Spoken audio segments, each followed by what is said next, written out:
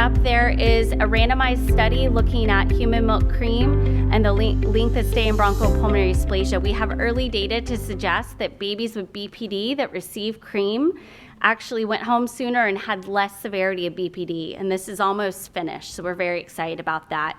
There is an all-human milk product designed for term sick infants that we're using in the CVICU in a study looking at hypoplastic left heart, or basically single ventricles.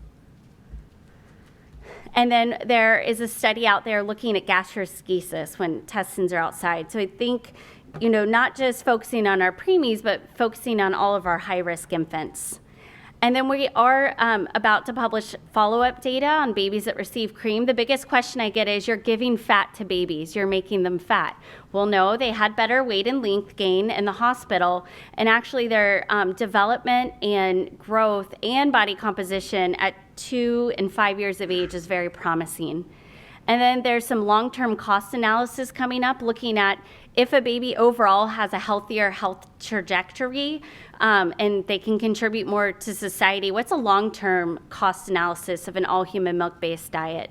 These are unpublished curves that I'm in the process of getting to publication, looking at long-term follow-up of babies who received an all-human milk-based diet. And this is birth, and this is 5 years of age. And what's very interesting is you can see by 2, they're catching up, but by 5, if you even look at length gain, some of them are above their birth length Z-score, which means these kids are taller than they would have been otherwise.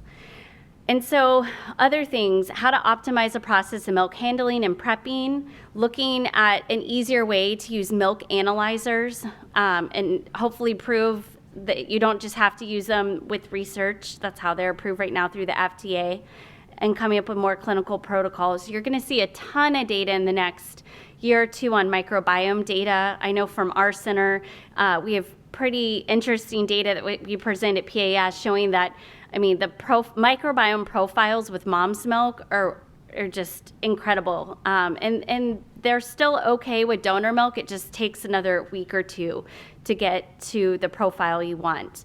And then targeted fortification, we talked about that, and more lacto-engineering. And I want to show, these are 5-year-olds that I call this Dr. Hare's research follow-up clinic. I've seen all these babies. Now I have a little help, which is great. But these are all babies that we initially followed in that study. And I promise I'm not just showing you the tall ones. This is Ansley. She's a star soccer player. There's Liam. Matrix is standing on a bench. I'm 5'4", but they're all very tall and lean. And for so long we've been worried about how is the nutrition we're providing our preterm infants affecting their long-term health. And when I see, their parents aren't complaining they're short.